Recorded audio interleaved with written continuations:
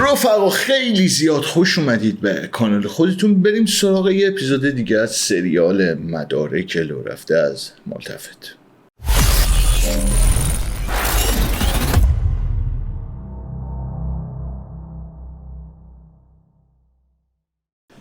خب چند روزی من نبودم، درگیر یه سری کارهای شخصی بودم که دیدم خیلی مدارک اومده برای من فرستادی که این همچنان ادامه داره.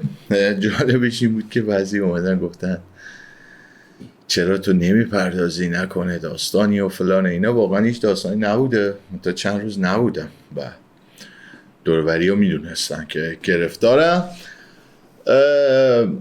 بازم یه سری مدارک اومده که قراره با هم بررسیشون کنیم، ببینیم چی جوریه. حتی تا اونجای کار پیش رفته که درخواست پناهندگی اشکان فدایی هم که مهدیار آقاجانی ظاهرا تهیه کرده رو به عنوان مدرک دادن بیرون و مدعی شدن که اصلا کلن این کارها به خاطر همین در واقع فعالیت سیاسی به خاطر این بوده. ولی نکته خیلی پیچیده‌ترش از اونجا اینه که خیلی به من گفتین که مهدیار با نایاک و این داستان ها همکاری داشته. حالا به هر صورت میریم ببینیم مدرک فرستانی و دوست داشتیم بهش بپردازیم ببینیم مثلا چیه. کیانا عظیمیان مدارکی که فرستاده رو دوباره چقدر مدرک داره آقا دیگه، اگه نمیدونم هوش مصنوعی باشه صبح تا شب یعنی دارن تولید بکنن، نمیدونم.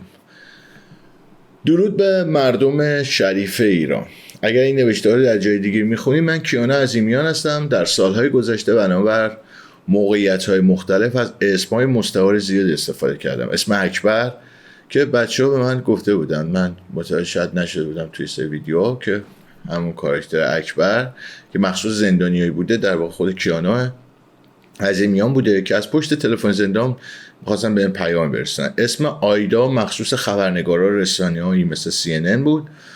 گروه ملتفت و مهدیار آقاجانی من رو گاهی مهندس، گاهی امام که دیده بودیم، گاهی کی، گاهی بجز فکر میکنم صدا میکردن که تمام این اسمان در آینده مدرک دیده میشه و این دلیلیه که توضیح دادم. اوکی، صفحه 1500 تصویر رو من در آبان 99 در ایران شروع کردم تا فروردین 1400 فقط خودم پسورد های اکانت ها رو داشتم. از فروردین 1400 تا لحظه آخری که 1500 تصویر در سال 1403 بسته شد، تنها کسانی که به تک تک پسوردهای تمام اکانت ها و صفحات و ایمیل های مختلف و هر چیزی مرتبط با 1500 تصویر دسترسی داشتن فقط من و مهدیار آقاجانی بودیم. در طی سالهای بیشتر 1500 تصویر من کارهای مرتبط با مردم ایران را انجام میدادم. آقاجانی مسئول حفاظت از امنیت اکانت ها و ارتباط با بعضی از افراد غیر ایرانی بود، اما در موقعیت‌های مختلف با خانواده‌های دادخواه و آسیب دیده‌های اعتراضات ارتباط برقرار می‌کرد و بعد از مدتی زندگی‌هاشون رو از راه‌های متفاوتی سیاه می‌کرد. در مورد باقی اعضای پشت 1500 تصویر فعلا نمیتونم صحبت کنم. اطلاعات و هویت تمام مردم ایران که از فروردین 1400 تا امروز به 1500 تصویر داده شده توسط مهدیار آقاجانی و دوستانش به سرویس های اطلاعاتی فرانسه و به سازمان نایاک و در نتیجه به وزارت اطلاعات جمهوری اسلامی تحویل داده شده و تمامی صدها هزار ایرانی که به اون صفحه در ارتباط بودن در خطر جانی قرار گرفتن. این حرف تازه‌ای شاید نباشه، قبلا سروش هیچکس به یه همچین چیزی اشاره کرده بود اگر که حافظه تاریخی داشته باشه، که آقا اصلا 1500 تصویرها رو مات نمیکنه، این برابر میده. حتی تو یکی دو تا فکر کنم کارهای ماهواره‌ای هم این اتفاق افتاده، خیلی شاکی بودن و این ادعا دوباره داره مطرح میشه.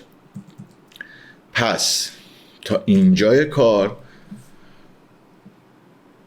این ادعا دوباره مطرح شد. در ادامه میگه که خطاب به دشمنان حقیر و بیارزش ایران بزرگ، کاری که سال 1402 نذاشتین من و ما ادامه بدیم، این دفعه مردم ایران وقتی تمام مدارک رو ببینن بهتون اجازه نمیدن نیمه تمام بمونه، مطمئن باشید. این پست مربوط به گذشته است و برای نشون دادن ردی از اتفاقاتی که افتاده اینجا گذاشتم. پسته چی میگه؟ در 22 فوریه 2023 بوده، پستی از 1500 تصویر که زده لطفاً اگر خودتان یا نزدیکانتان از دانش آموزانی هستی که در ماهای گذشته در مدرسه دچار مسمومیت شده اید به همان پیام بدید. اوکی؟ راهنمایی برای دشمن که دقیق‌تر متوجه بشید تا امروز ما چه چیزهایی ازتون فهمیدیم که باز هم کاش زودتر فهمیده بودیم. گروه ملتفت 50 روز بعد از اینکه چند نفر از ما در 1500 تصویر شروع به پیگیری مسمومیت مدارس کرده بودیم، این دعوا با سروش هیچکس رو راه انداخت تا حواس‌ها رو از پیگیری مسمومیت‌های مدارس پرت کنه و تا حد زیادی هم موفق شد. باقی کارهایی که برای به حاشیه بردن مسمومیت مدارس و استفاده از گازهای شیمیایی توسط جمهوری اسلامی انجام شده پیچیده‌تر و با کمک دولت‌ها و سازمان‌ها و رسانه‌های خارجی بوده و زمان بیشتری لازم تا فهمیده بشه من و دیگران بتونیم دقیق توضیح بدیم. خطاب به مردم شریف ایران، من اگر میتونستم مطمئن باشید در این 4 هفته 100 بار توضیح میدادم در 5 سال گذشته چه اتفاقاتی افتاده، اما هزاران عامل و هزاران قاتل بی شرافت و پلید در دولت و رسانه‌های جهانی و همچنین نوچه‌های حقیرشون در گروه ملتفت در این سالها پشت اسم 1500 تصویر پنهان شده بودن و بدون اینکه خودم متوجه بشم از طریق من و صفحه 1500 تصویر کثیف‌ترین و رذیلانه ترین فعالیت‌ها رو انجام دادن و ایران و مردم ایران رو به خاک سیاه نشوندن. من از بسیاری از روابطشون اطلاعی نداشتم و ندارم و مجبورم تک تک میلیون ها مدرک و هزاران صفحه از چت‌های مختلف به هم بچسبونم تا به کمک دیگران دقیق بفهمیم و بتونیم برای شما توضیح بدیم. من اگر فقط بخش کوچکی از این مدارک رو اشتباه توضیح بدم صدها هزاران نفر در خطر قرار میگیرن. برای همین مجبورم با احتیاط زیاد و سرعت که کم پیش برم. عذر میخوام که داره طولانی میشه، اما در نهایت وقتی خودتون ببینید میفهمید چرا اینقدر طول کشیده. حالا یه نکته‌ام راجع به خود خانم کیانا عظیمیان بگم. خانم خودش یه زمانی اصلاح طلب بوده و خیلی جالبه این اصلاح طلب‌ها یه جوری هم خیلی چپگران و همیشه هم در این بدنه این مملکت بودن، منتها یه موقعی آلترناتیوهایی بودن که کنار گذاشته شدن، یه موقعی هم وقتی کار به گنج میرسید دوباره از اینا استفاده میکردن. الان من یه همچین احساسی دارم، ولی به هر صورت یه مورد رو از سال 2024 اینجا میذارم صرفا برای اینکه متوجه بشین من بارها تلاش کردم از دست مهدیار آقاجانی فرار کنم، از کشور فرانسه برم، اما هر بار یا از طریقی نمیذاش من این کشور خارج بشم یا اگر خارج میشم بعد چند روز یا هفته میمد دنبالم من رو به فرانسه برمیگردن و روزی از نو روزی از نو، یعنی دست و پاتون پلیس اونجا مهدیار آقاجانی. یه مخفف اطلاعات فرانسه DGSI میشه مخفف اطلاعات فرانسه. یه چتی رو اینجا فرستاده که تایید اون کاره زد فهمیدیم خودشه دیگه، خود کیاناست، کیانای عظیمیان. من میخوام چند روز یا چند هفته تا موقعی که پناهندگی میاد برم آلمان مثلا پیش فلانی، نتیجه پناهندگیم که اومد برمیگردم به هیچکی میگه نگو، حتی اشکان و هر آدم دور و نزدیکی چی نگو. اصلا اگر خودش فهمید بگو من خبر نداشتم، زده مریضی وایسا بیاد بعد برو. خنگو نگاه میخوام اگه 1% احتمال داره چیزی بشه تا وقتی پناهندگی ندارم دستم به اینجا بندیست اینجا نباشم. برو بابا کسیر نگو، کسیر غیر کسیر اطلاع دادم بهت، اصلا این که اونمون هست. متاسفم بابت ادبیات، اما زیاد این نوع ادبیات رو خواهید دید در مدارک آینده. اطلاع ندادی غلط میکنی بری. جانم عرض کردم غلط میکنی بری. مثلا آقا جانی داره جوابش میده. این که خودت هم نشسته اینجا فاز کول شجاع ورزشی که هر کی با من در افتاد فیلان شد، از شجاعت و خفنیت نمیاد، از بی‌مسئولیتی برابر وظیفه‌ای که قبول کردی میاد. وقتی 1% احتمال داره اطلاعات ملت بیفته دست اینا، وای نمیستم اینجا من. تو میخوای واسه شاخبازی در گفتم اطلاعات دادم و میرم. در هر چقدر تو برام مهم باشی همچین ریسک احمقانه‌ای نمی‌کنم به خاطرت. اسکول، اولا بری اطلاعات مردم بیشتر در خطره. ریتارد، این عقب مونده یا همین ریتاردی که اینا استفاده میکنن، این دیگه خیلی داستانه چیزیه ها. یعنی من فکر میکنم که این تکه کلمه توشون بوده، همشون استفاده میکنن. اشکان فدایی هم میگفت. دوما تو خانوادت تو ترکیه هم در خطر نبودی، چه برسه به اینجا. فقط بلدی کلی بازی و کونی بازی بی منطق در بیاری، همه چی رو از اینی که سخت‌تر کنی. در خطر نیستم ولی میخوام برم. گوه میخوری. تنها کاری که الان ازت برمیاد اینه بری به عتل بگی جز اون واقعا به من نمیتونی بگی نرو یا هرچی. ما در جنده تا از تو ندیدم، با گم شهرم زده دیگه، به من پیام نده. ادبیات آقا جانی. بیشتر چیزی که هست اینه که تو چه موجود یه وایس داشت، هدفونم بزن. صادقانه کاری ندارم ولی این نوع ادبیات نمیخوام مثلا خیلی فوفول بازی و فلان بگم، ولی کسیه رو با یه خانم نه. بیشتر چیزی که هست اینه که تو چه موجود بچه و گوز بچه و نفهم اولاغی هستی که این وسط قهر کردی، هنوزم شعورت نمیرسه اونی که باید معذرت خواهی کنی تویی. بعد الان فکر می‌کنی داری برای خودت شخصیت و غرور و ان قائل میشی که من دیگه تو اینو نمیدونم تو بهم فوش داده. نمیدونی داری یه چاه عمیق‌تری برای خودت میکنی. ریتارد. من دارم میرم برای دفاع از مردم از مرز خارج شم وسط المپیک و هزار جور نمیدونم چونک بازی که این میخواد با پلیس بین الملل فلان کنه. ببینم تو هم حق هیچ نظر و مشورتی نداری وسط این همه که نه تو دارن میگن. چقدر آدم باید گاو باشه. هر وقت احساس کردی خیلی شخصیت داری و باید تعیین کنی که راجع به چی صحبت کنم و چی صحبت نکنم، اون متنی که فرستادم بخون ببینی چه مادر جنده هستی، بعد گوز کن. کنه هر موقع جای حرف زدن دیدی داری اینجوری چونک بازی در میاری که این کارام زیاد میکنی دیگه، قهر میکنی یا ان بازی، بدون اونجا داری مادر جندگی تو نشون میدی. هیچ چیز دیگه ای جز مادر جندگی و احمق بودن و بچه بودن یاسی بعد گوز کن.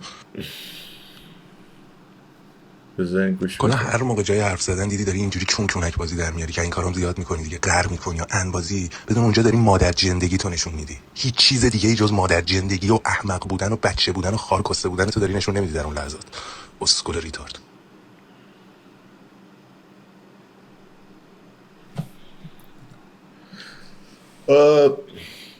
ببین این مکالمه به نظر حالا شخصی بوده بین جفتشون. حالا این که مثلا اون لند صحبت میکنه یا نمیکنه بین خودشونه، یعنی شما خود اجازه میدیم اونجوری باید صحبت کنه، یعنی اصلا به ما مربوط نیست و حقیقتش خیلی مثلا متوجه نشدم این یعنی چی. خب تو خواستی بری، حالا اون یا بابت نگرانیش بوده یا هر چیزی، ولی تو میگی که این داستان چیز دیگه بوده. من چیز خاصی حقیقت متوجه نشدم، یا من نمیدونم بچه شما چیزی متوجه شدین، یه مکالمه شخصیه. خب حالا این الان پخش کردی 4 تا فوش هم بهت داده دیگه، حالا تو یه جور رفتار کردی با اینجوری رفتار کنن دیگه، این اصلا به ما چه ربط داره؟ اینا متوجه نشدم واقعا. یعنی میخواد بگه مثلا آقا جان آدم بددهنی خب هست چیکار کنه، اصلا این به ما خیلی چیز نشته. ولی تا اینجا داستان اونه که یه اتهامی داره میزنه که این اصلا دیگه با اطلاعات میداده به ایران و نمیدونم به نایاک و فلان و اینا، ولی این صحبت رو من سوشیش کسم شنیده بودم. حالا این بریم جلوتر اصلا ببینیم داستانش چی به بقیهش. استوری بعدی که میذارم نه به خاطر درک روابط من و آقا جانیه، یه جوری جواب ما رو داد، اما همونطور که گفتم آدم‌های بسیار زیادی در این بین نقش داشتن که یه نفرشون رو در استوری بعدی میبینید. این یه نفر داخل ایران و فعلا اسمی ازش نمیارم چون میدونم جمهوری اسلامی چطور با بازداشت آدم‌های خودش حاشیه درست میکنه، اونها رو بیگناه جا میزنه. این پیام ها مربوط به سال 2023 میشه. اینجا یکی از دفعات دیگه ای که من تلاش کرده بودم از آقاجانی و فرانسه فرار کنم و به کشور دیگری در اروپا رفته بودم، اما اون هر بار کسی و کسانی رو به عنوان واسطه قرار میداد تا با نابودی صفحه 1500 تحصیل منو تهدید کنه، راضیم کنه برای نجات اون صفحه و با استفاده از اسم کسی مثل مهدی کرمی به فرانسه نزدیک آقاجانی برگردم.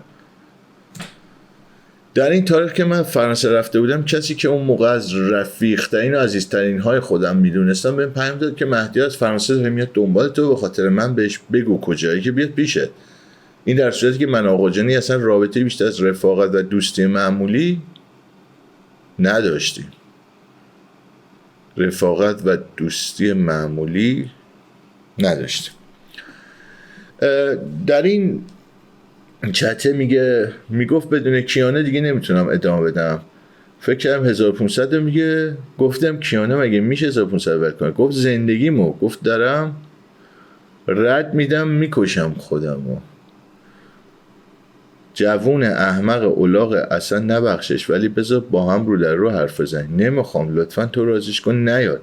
کیانه من تا حالا کسی نداشتم که اینجوری بخاطر خودش رو با آتیش بزنه. این فرصت رو بهش بده، اصلا تموم کن، بعدش بکشش بزنش هرچی، ولی فرصت رو حاجی اصلا من نمیفهم اینا رو. پیامی که مهدی آقاجانی همزمان با اون شخص به من میداد در نهایت اون بارم مثل همیشه موفق شد و من رو دید و با هم به خونه شاپور همسایه سارا از اعضای ملتفت در هلند رفتیم و اگه اشتباه نکنم چند روز بعد دوباره به فرانسه خونه آقاجانی برگشتیم. بازی چت داره. نه تو کجایی؟ اونم تو خونه توه. من تا صبح تک تک خیابونا رو آرنهام و مترو هم هلنده پیدات کنم. جسدم رو کی رسوندن دستت؟ عوضی منتظر باش. کی رسونم؟ میرسونم. اشتباه زده. تقصیر من احمق خاک بر سر بود، به خاطر کیکی اصلا با تو حرف زدم. راجع به فلانی زر نزن، 3 روزه داری با کوچرات ننشو میگای بی فکر. اوکی تو اینی همین میخوای بیا اینجا چیکار؟ فکر کردی میذارم بچه‌مو بگاه بدی سر کوچر 1500 مسخرت یا مهدی از حاجی من نفهم این الان. ولی برعکس چیزی که این خانم مطرح کرده، این یه چیزی رابطه بین اون دوتاست و من هیچ ارتباطی تا اینجا پیدا نمی کنم. حقیقته اصلا مهم نیست چه کنم من الان.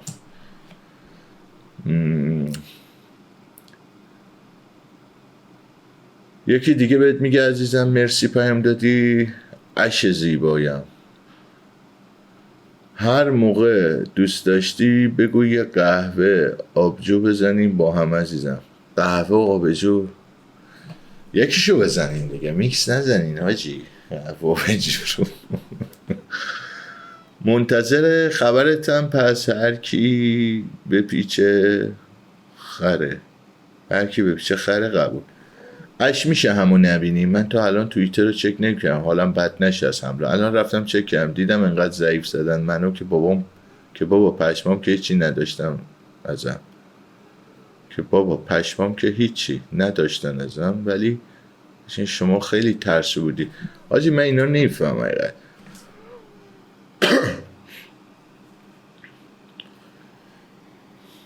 ما بقیش زده چون تو خودت میدونی تو هیچ وقت پسورد 1500 نداشتی. نه چون من نخواستم بدم، چون مهدیار نخواسته، چون خودت نخواستی کمک کردی. قطعا اسمتون خیلی کمک کرد 1500، ولی نه 1500 شما نبودی.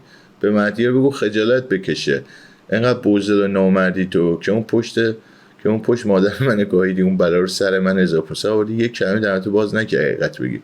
شما که از خداتونه که حتی اگر حقیقت خودش و رفیقاش نمیتونه دفاع کنه، چه برسه به مردم ایران. مهدی رو شما کمک خیلی زیادی کردین به منم همونقدر رفاقت کردم براتون که تو بعد اون استوریا میای به این پیام میدی. مهدی رو واقعا خانواده بود برای من، به خاطر لطفایی که برای مهدی کسی بود که منو 1500 نابود کرد. وقتی رفت برای خانواده دادخواهی چی بهش گفتم نکن اسکل بی فکر، خوابید این رفته اون زیر. اسکل بی عقل فکر میکنم من حسودی میکنم چون عاشق قیافه اونم. بابا مهدی آجه من از اولشم از تو فلان دوره اینجاشم که برای بچه آبا مینداخت من از خونه بیرون که صدای گریه هم اذیتش نکنه، که من حشیش تو زندگی 2-3 بار کشیده بودم تا قبل مهدی رو میدیدی من گریه میکردم میره رو اساش به زور به من حشیش میداد. تو فرانسه هم هست. من حافظم سر حشیش آقای جانی کاره خواهی با آخه واقعا من معتاد کرد. یاد این فیلم فارسی افتادم یارو رو مینداخت تو تسبیح ها. اینا این سری مدارک خیلی شخصیه و اصلا حقیقتش فاقد ارزشه برای من. الان خیلی مهم نیست برام. دوباره زده من هر بار مهدیار آقا جان دور میشدم هشکی به زور بهم میداد تا آرومم کنه و میذاشتم کنار، دیگه نمیکشیدم. حالا این هرچی، اما اون سالها یعنی از وقتی من برای اولین بار به فرانسه اومدم هر بار ازش دور میشدم آقا جانی باز من به فرانسه برمیگردون، آرومم کرد برای اینکه آروم بشم و صدای گریه های آقا جانی رو اذیت نکنه. گریه ها حشیش میکشه. بابا خب الان این دیگه خیلی شخصیه، برعکس که اون چیزی مثلا شما بگید مهدیار آقا جانی خیلی آدم بدیه یا فلانه، اصلا من کاری ندارم بد هست یا نه، ولی این یه روایت شخصیه. این خیلی حداقل به من دخلی نداره که به شما حشیش میداده نمیداده. این الان به من و بقیه چه ربطی داره؟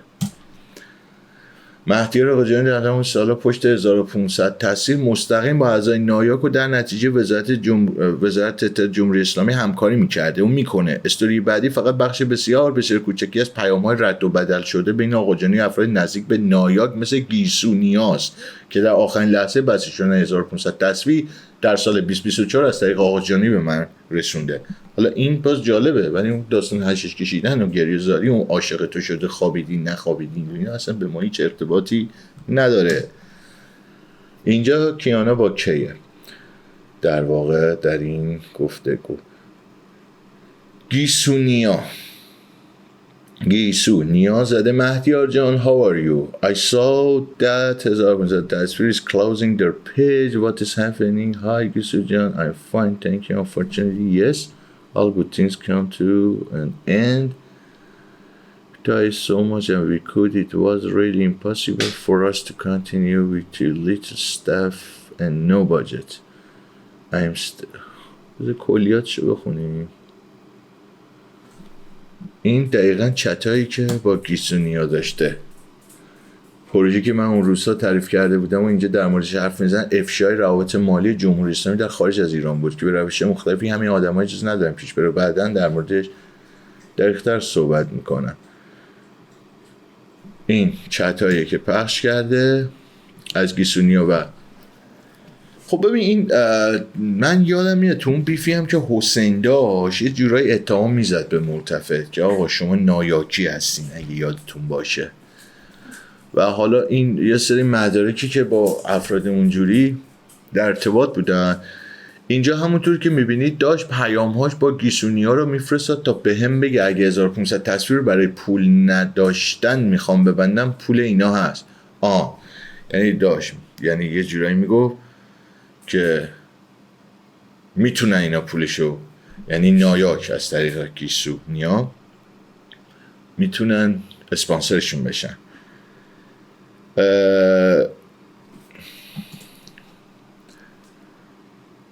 ادامه همون روز و پیش از بستن 1500 تصویر چون میشستی فقط کار تحقیقاتی مجدیم که جای گوش دادن به اراجیف یه سری کسخل و ناله و توقعای بیجاشون خاله خشتک بازیاشون که تهش هم هیچی نداره جز سرپایی جیم الف و تازه پول خوب هم میگرفتی جای بدبختی کشیدن. 4 سال عمرتو به فاک فنا دادی بسه. حتی میتونی چشم بچه نمیبینه حتی میتونی تو متن یه چیزی اضافه کنی که آخرین پست اگه پستی برای این دیدید بدونین هک شم. اینجوری بیشتر مجبور میشی فراموش کنی و بذاری صرفاً آرشیو باشه.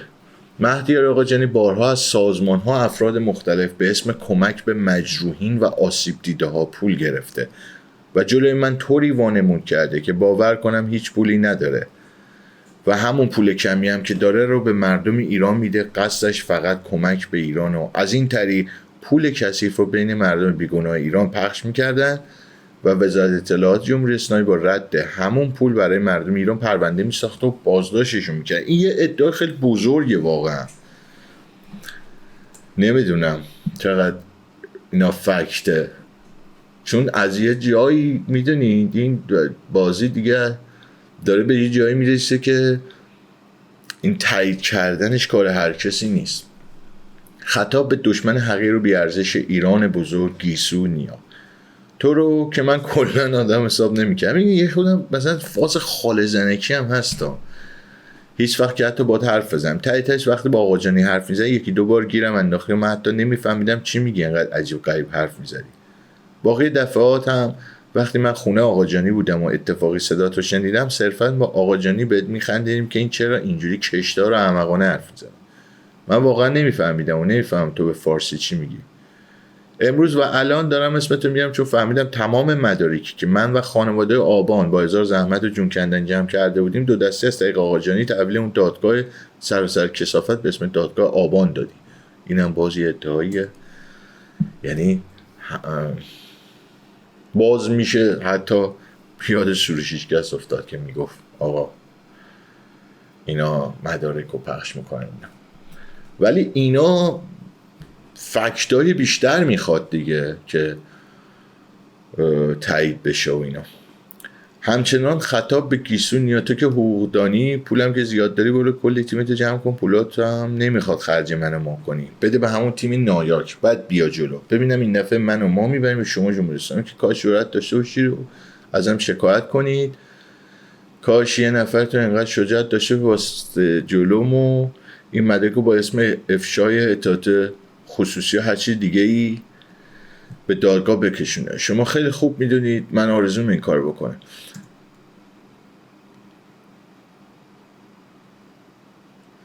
این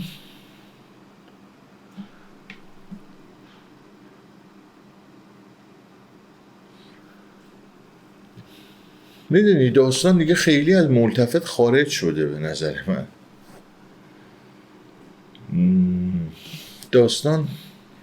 داستان شخصی شده بین این خانم و مهدی آقاجانی و حالا این داستان که با نایاک بودن و اینا یه سری مدارک گذاشته که نمیدونم واقعا به کجا میرسه. شما دو نفر یعنی مهسا علی مردانی و نادیا دیاب اکتبر 2022 وسط اعتراض زن زندگی آزادی به ترکیه اومدیم. ما هم رو در یک رستوران دیدیم تا در مورد این حرف بزنیم که چطور اگه کسی از مردم ایران در خطر بود از طریق اینستاگرام سریع اکانتش رو ببندید. میگه این مهسا علی مردانی از سازمان آرتیکل 19 رئیس سیاستگذاری عمومی اینستاگرام در خاورمیانه. پشمام دیگه رئیس سیاستگذاری خاورمیانه اومده گفته ببینی هر کی هست سریع اکانتشو ببندی. یعنی مثلا تو این داستانا حالا بهش پیغام داده که این عکس پیغام داره دوست داری منیجر آیجی برای مینا رو هم امروز ببینی، بهش بگم مثلا 1 ساعت بعد از میتینگ ما رو جون کنه. سوم محمد مو حسینی از آرتیکل 19 تو به ترکیه اومدی من رو به سفارت آمریکا بردی تا برای کارهای ویزا کمکم کنی و من بتونم از ترکیه خارج بشم و در نهایت گفتید نمیشه و چند هفته بعد آقا جانی و دوستاش به من ویزای فرانسه رو دادن. دوستا آقا جانی محسنی تو اونجا چند تا وسیله به من دادی و خواستی اطلاعات مردم روی اونها بریزم تا امن بمونه. من هیچ وقت اونها استفاده نکردم، تازگی یکیشون رو پیدا کردم، اگه میخوای بیا پس بگی. یعنی این افراد نایاکی رو داره میگه. دوباره زده جانی تو میدونی من اگه در تمام این سالها یک لحظه شک میکنم تو آدم جمهوری اسلامی نایاکی هستی بدون نگاه کردن به رفاقت و گذاشتم و همونجا تمام دنیا خبر میکنم، ولی خب باید انصاف رو رعایت کرد. تو واقعا خوب بازی کردی. اینو از طرف من بگو به برادران اطلاعاتیت که یک تیکه استخوان اضافه بندازن جلو. در این چند روز حداقل 1 نفر به خاطر توهین به مقام معظم ملتفت در ایران بازداشت شده. پاک این بار هم مثل همیشه من میشمرم برات این بار هم خطاب به تو باقی دشمن ایران می نویسم 100 قدم بیای جلو، ما 100 قدم میایم جلو. همچنان خطاب به جانی، امروز و پس از این اگر تحت در اسم و عنوانی برای من هم پرونده سازی کنی، اگه استوری و پستای من از هر جایی پاک بشه، اگه تو خاک فرانسه اروپا بازداشت یا کشته بشم، اولین کسی که نابود میشه عمو فهات و خاله نهات هستن. کد داره میگه آدمای مختلفی دارن رو مدارکشون کار میکنن ولی هنوز کار دارن. تو این فرصت دوست داشتی امتحان کن و باز بیای نزدیک من. اگه دوست داشتی از برنامه اطلاعاتیت قاچاقچی‌های مواد مخدر و اسلحه در لندن هم میتونی استفاده کنی. بگو همشون با هم بیان پاریس، آدرس رو داری. حاجی دیگه کار داره گنگستری میشه. توضیح: من اینجا داشتم در مورد راههای قاچاق مواد مخدر و اسلحه جمهوری اسلامی تحقیق میکردم، از آقا جانی داشتم در موردش سوال میکردم. ادامه اینا رو فعلا نمیتونم بزنم چون اول باید دیگرانی بر اساس این مدارک بفهمن چه کسی در دولت انگلیس داره به قاچاق مواد مخدر جمهوری اسلامی کمک میکنه. باز یه سری چت ها گذاشته که مثلا آقا جانی نمیذاره بره، بعد باعث شده که خبرنگار CNN بیان قاچاقچی موادی که ارتباط با ایران دارن رو پیدا کنن. خب ببین این بیشتر اختلاف و داستانا، اطلاعاتی که این خانم عظیمیان داره در واقع مهدیار میده و اطلاعاتی میده که مثلا با نایاک در ارتباط، نمیدونم واقعا، و همینطور داره میره جلو دیگه. حالا باز هم تکرار میکنم اطلاعات و هویتش تمام کسانی که از فروردین 1400 تا به امروز لحظه ورود مهدیار آقاجانی به صف 1500 توسط مهدیار آقاجانی و دوستانش به سرویس‌های اطلاعاتی فرانسه، نایاک و در نتیجه جمهوری اسلامی، یعنی یه جوری میگه سرویس‌های اطلاعاتی فرانسه با جمهوری اسلامی در ارتباطه یا نیست. اینا رو دیگه واقعا متوجهش نمیشم. چیزایی که مطرح شده،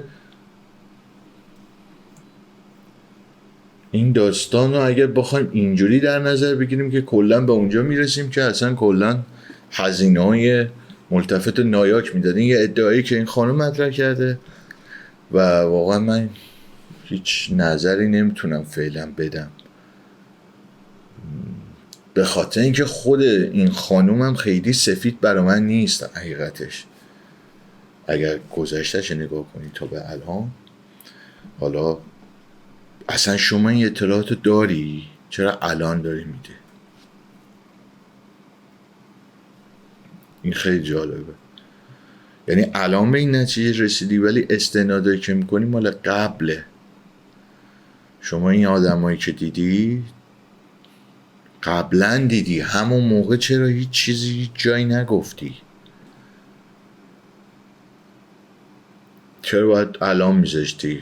حالا این داستان ها شده، یه سری چیزها رو کردی، حالا یه سری چیز خیلی شخصیه، ولی یه سری داستانی که داریم یه ارتباط آقا جانی، چرا همون موقع نگفتی؟ چرا ادامه دادی تا الان که باشون به اختلاف خوردی اومدی داری میگی؟ یعنی اون موقع احساس خطر نمیکردی یا میکردی خایه نمیکردی، الان احساس خطر میکنی میگی؟ یا الان نمیدونم این زمانمندی شما بر چه پایه‌ایه، ولی به هر صورت حالا شما رفقا که گوش میکنید و میبینید، دوست دارم کامنت بزنید نظرتون چیه، چون واقعا من دیگه اصلا نمیدونم چه خبر شده. برقم رفت، ببین ما کجاییم. خب رفقا، برق رفت و من نتونستم ادامه ویدیو رو بگیرم. الان دوباره برمیگردیم. نکته آخری که در این مدارک وجود داره اینه که پخش شده کارت اقامت و پاسپورت ایرانی اشکان فدایی جزء این مدارک، که در واقع یه درخواستی هم هستش که میگن، یعنی توضیح دادن این فایلی که مهدیار برای فدایی درست کرده برای درخواست اعطای تابعیت فرانسه. حالا دلیل تمام آهنگای سیاسی مشخص شد، به زبان فرانسه است، تو اینترنت میتونین ببینید. چند تا نکته داره. اول نکتهش اینه که ترجمه که با هوش مصنوعی کردن برای این بخش فرانسویش اینه که اولا توضیح داده تمام اسم و مشخصاتشو. محتوای اصلی نامه اینه که مهدی آقاجانی از مقام یا مقام‌های فرانسوی میخواهد که به صورت استثنایی به اشکان تابعیت فرانسه اعطا شه. درباره سابقه اشکان چه نوشته؟ در ابتدای نامه ادعا میشه که اشکان با نام هنری فدایی یک هنرمند ایرانی است. در دسامبر 1989 در فرانسه متولد شده. خانواده‌اش در سال 92 به علت مشکلات مالی به ایران بازگشتن. والدینش در سال 1995 جدا شدن و اشکان در سال 2003 همراه مادرش به فرانسه برگشته. مادرش از سال 2013 تابعیت فرانسه داره. بعد مهدیار توضیح میده که در سال 2009 اشکان رو در پاریس ملاقات کرده و او در آن زمان نوجوانی بوده که در شرایط سخت زندگی میکرده. همچنین از استعداد بسیار بالای او در شعر و ترانه‌نویسی هم تعریف کرده.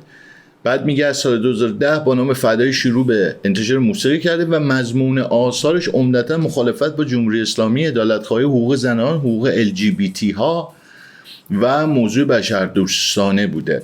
بخش مهمترش چیه؟ چرا باید به او تابعیت بدن؟ استدلال اصلی نامه این است که فدایی یک هنرمند بسیار تاثیرگذار سیاسی اجتماعی در ایران است و به دلیل آثار ضد جمهوری اسلامی ممکن است در معرض خطر قرار داشته باشد.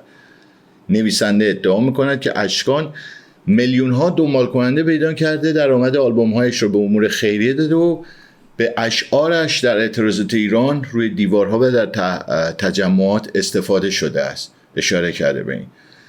حتی ادعای بسیار مهمتری مطرح شده. مهدیار میگوید در اکتبر 2023 یک تماس ضبط شده از سرویس‌های اطلاعاتی ایران به دست آورده که در آن دستور جاسوسی اشکان داده شده این فایل را با DGSI که میشه سرویس اطلاعات فرانسه به اشتراک گذاشته. طبق این نامه موضوع همچنان ادامه داشته است. این قسمت صرفاً ادعای نویسنده نامه است. خود فایل به تنهایی ثابت نمی‌کنه که DSGI واقعا این تماس رو تایید کرده یا تحقیقات رسمی انجام داده. حالا موضوع اینه: وضعیت پاسپورت اقامت. نامه میگوید پاسپورت ایرانی اشکان در همان ماه منقضی می‌شده و به دلیل خطرات ادعایی امکان مراجعه او به سفارت ایران وجود ندارد. همچنین نوشته که اگر از مسیر پناهندگی اقدام کند ممکن است زندگی و فعالیتش برای سالها مختل شود. بعد استدلال میکند که بیش از 20 سال در پاریس زندگی کرده، در پاریس متولد شده، مادرش فرانسویه، زبان فرانسه رو به خوبی صحبت میکنه و به همین دلیل باید به صورت استثنایی تابعیت فرانسه دریافت کنه. یک نکته مهم دیگر هم نوشته شده: نویسنده معتقد است اگر اشکان از مسیر عادی برای تابعیت اقدام کند احتمال رد شدن درخواست به دلیل نداشتن پاسپورت معتبر و یا درآمد کافی وجود دارد. 27 صفحه بعدی برای چه هستن؟ این قسمت خیلی مهمه. بعد از نامه تقریبا تمام صفحات باقی مانده مجموعی از شواهد و نمونه‌های هنری برای اثبات میزان و ماهیت فعالیت سیاسی فدایی است. یعنی نویسنده صرفا نمیگوید اون مخالف جمهوری اسلامی است، بلکه بخش بزرگی از متن ترانه او رو به زبان فارسی آورده و ترجمه فرانسوی آن را نیز قرار داده.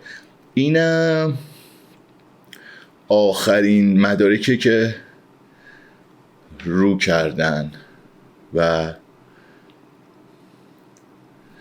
به این شکل.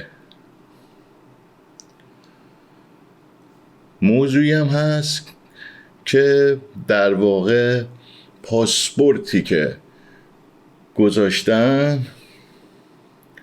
آخرین خروجش رو 20/11/85 از مهرآباد بوده، سال 85، و پاسپورتش در 22/98 صادر شده، احتمالاً بله در همون فرانسه، محل صدورش پاریس از سفارت ایران بوده و تا 22/403 5 سال در واقع اعتبار داشته که این درخواست رو دادن.